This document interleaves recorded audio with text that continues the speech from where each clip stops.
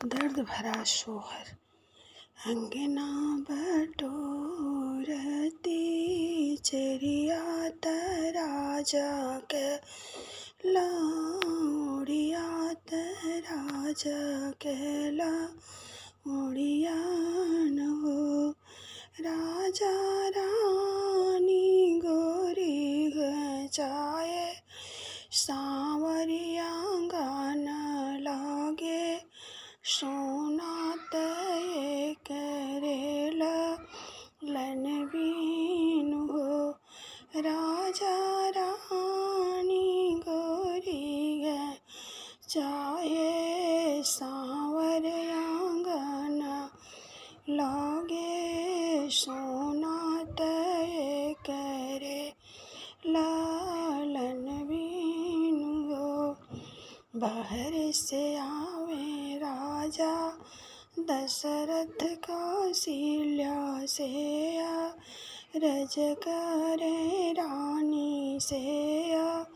रज करे हो रानी करबू मैं दूसरा बिया आंगन लागे सोना तय करेला लन बीन हो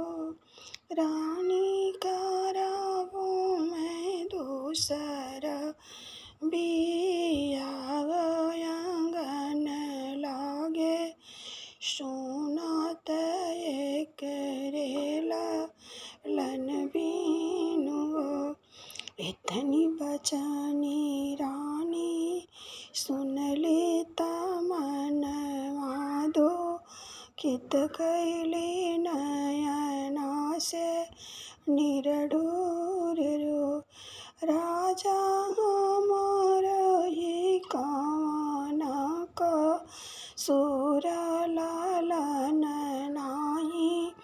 भैल आंगन लागे सोना न हो राजा हमार ही कामना का सूर लालन नाही भैल आंगन लागे सोना न हो इतनी बचनी रानी सुन ली बनवा के चली दिगली बनवा के चली देली हो बहिनी बाना में से निकरे बाना तपसित रानी के सामू जावे रानी के सामू जावे लिहो बहिनी बाना में से निकरे बाना तपसी रानी के सामू जावे रानी के सामू जावे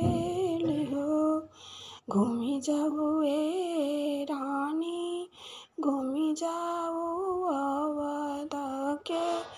घूमी जाओ अवध के घूमी जाओ रानी ऋषि वशिष्ठ के वो लावत जगिया का रावलालन तुहरे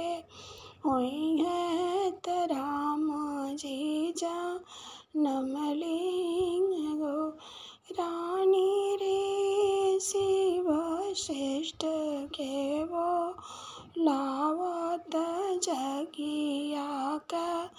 रावलालन तुहरे